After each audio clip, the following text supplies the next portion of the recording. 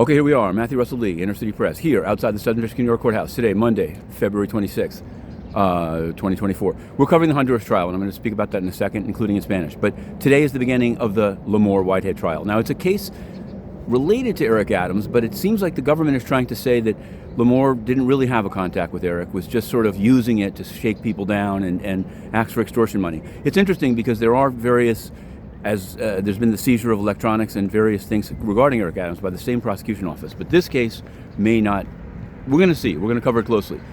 But we're also covering in great detail the Honduras case of Juan Orlando Hernandez, the former president.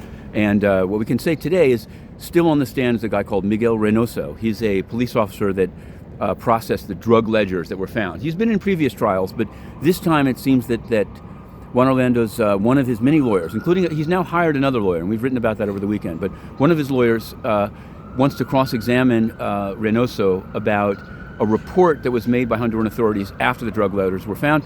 Apparently, the report doesn't include Juan Orlando Hernandez or even Tony Hernandez, and the government wants to keep it out of evidence because it would confuse the jury. But of course, they've submitted it under seal somehow because it has personal identifying information, which they should have redacted. So we'll see what happens with that.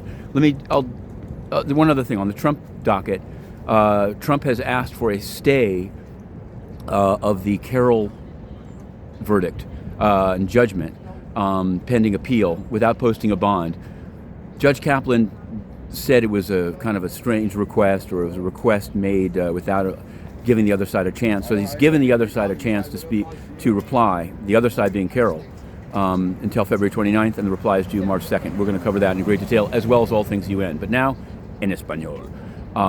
En el juicio de Juan Orlando Hernández, hoy mismo sigue como testigo el señor Miguel Reynoso. Now, hay un reporte que el abogado Stabile, el abogado de Juan Orlando Hernández, quiere usar, pero el gobierno estadounidense, los fiscales, no quieren que se use eso. Entonces ellos mandaron el reporte al juez diciendo que no se debe usar. El reporte parece que no menciona Juan Orlando ni Tony Hernández. Entonces va a confundir los jurados, pero el reporte está sellado, no lo hemos visto, porque tiene nombres. Ellos tenían que como borrar los nombres y vamos a ver qué pasa con eso. Estamos en eso, vamos entrando a la corte. Inner City Press, on the case.